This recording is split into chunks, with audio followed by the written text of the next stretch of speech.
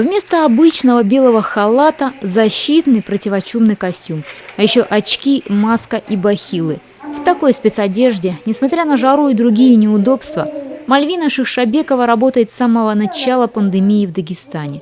Рискуя собственной жизнью, спасает зараженных коронавирусной инфекцией больных.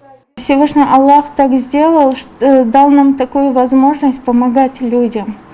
Это испытание для нас, для всех. Мы все знаем, для чего мы родились на свет, чтобы помогать людям. Самое тяжелое было для нее, признается мусульманка, не видеть несколько месяцев родную семью, родителей, мужа и детей.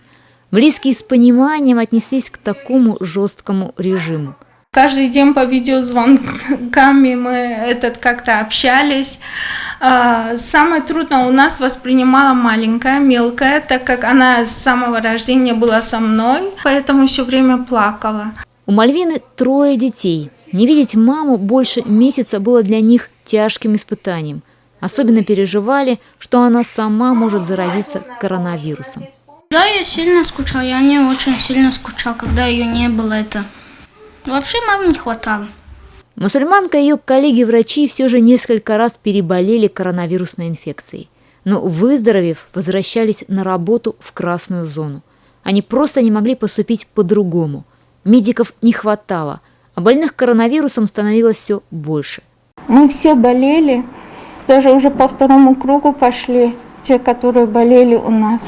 У нас же доктора из-за вирусной нагрузки, у нас у самих очень тяжело протекала эта болезнь, получается. Девушка признается, что в течение 10 месяцев ей так и не удалось нормально выспаться.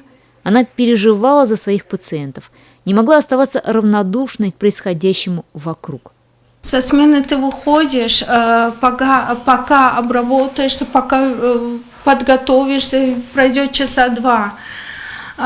Где-то вот у тебя остается в запасе где-то 4 часа, чтобы отдохнуть. И за эти 4 часа И за эти 4 часа не всегда удавалось и поспать, потому что все родственники, все знакомые, многие лежали, они звонили, они до сих пор звонят. Вы знаете, с апреля месяца я еще не спала нормально.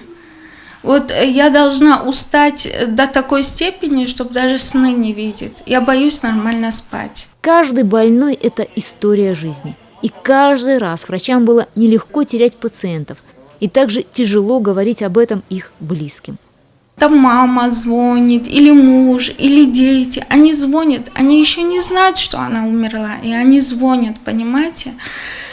Это так плохо, это просто даже, как сказать, это тебе плохо, ты даже не можешь это все объяснить. В таких сложных и тяжелых ситуациях врачам и их пациентам помогала только вера во Всевышнего.